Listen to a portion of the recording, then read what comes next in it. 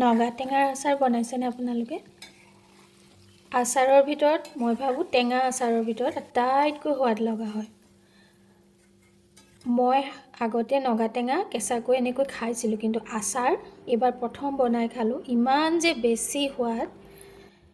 এতিয়া ছিজনত নগা টেঙা এভেইলেবল, বিশেষকৈ গুৱাহাটীৰ পৰা আহিলে ৰাস্তা যোৰাবাটতে তেখেতসকলে বিক্ৰী কৰি থাকে। মই যিটো বনোৱা সেইটোহে আগতে আনিছিলোঁ, এইবাৰ নিজে বনাবলৈ আনিছিলোঁ।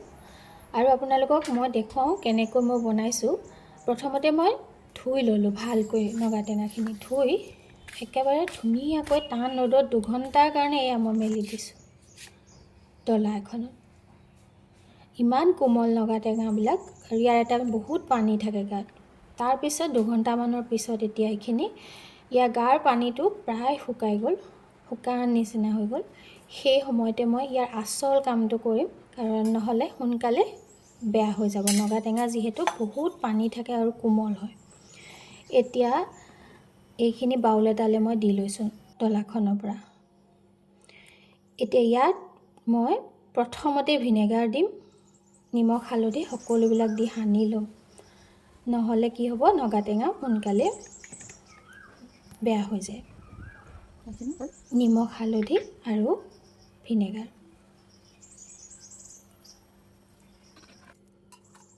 আৰু এতিয়া এইখিনি মিলাই পেলাম। এইখিনি ভালকৈ মিলাই লোৱাৰ পিছত মই আকৌ এটা ৰ'দত, মানে গোটেই দিনটো দুবাৰ সেইটো প্ৰচেছ কৰিলে হৈ যাব, যদিহে ৰ'দটো টান হয়। এনেকৈ ডলাখনত আকৌ মেলি দিলোঁ। এটা দিন সম্পূৰ্ণ এইখিনি শুকুৱাওঁতে লাগি যাব দুটা প্ৰচেছত।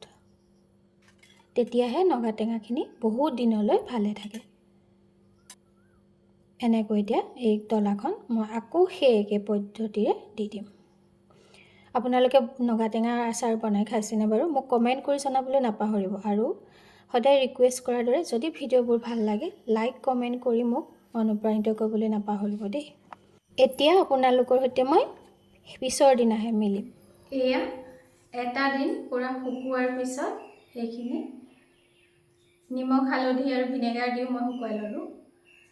প্ৰথমতে অকণমান ভালকৈ শুকুৱাই লোৱাৰ পিছত নিমখ হালধি দি ইয়াৰ পানীটো জাষ্ট আঁতৰাই ল'ব লাগে। তেতিয়া কি হয়, এইটো যিহেতু কোমল হয় সেইটো নাগা টেঙাটো, সেইকাৰণে তেতিয়া আৰু বেয়া হোৱাৰ চান্সটো কম থাকে। আহক এতিয়া আচাৰৰ কাৰণে মছলা তৈয়াৰ কৰি বনাওঁ। এতিয়া গেছত প্ৰথমতে মছলাৰ কাৰণে এখন পেন পাতি দিম। আৰু মছলাৰ ভিতৰত একেবাৰে চিম্পুল লৈ লৈছোঁ প্ৰথমতে ধনিয়া গুটি, জিৰা, 5 ফোৰণ আৰু এয়া অকণমান আজৱাইনে হজম কৰাত সহায় কৰে, আৰু জালুক আৰু এয়া শুকান জলকীয়া। আপোনালোকে কেঁচা জলকীয়াও দিব পাৰে, তেলতে ভাজি দিব পাৰিব। এইখিনি এতিয়া গোটেইখিনি কম জুইত লাহেকৈ ফুটালৈকে ভাজি ল'ম।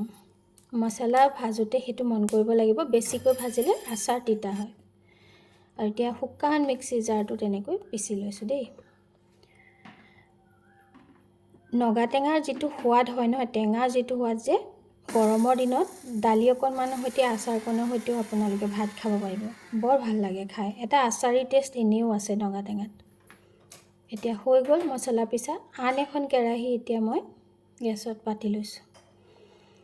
তাতে এয়া মাষ্টাৰ্ড অইলতহে যিহেতু পিকলছ ভাল হয় আচাৰ, সেয়া দি দিলোঁ। দি তাতে 5 ফোৰণ অকণমান, কালজিৰা এনেকৈ ফুটিবলৈ দি নগা টেঙাখিনি দি দিলোঁ।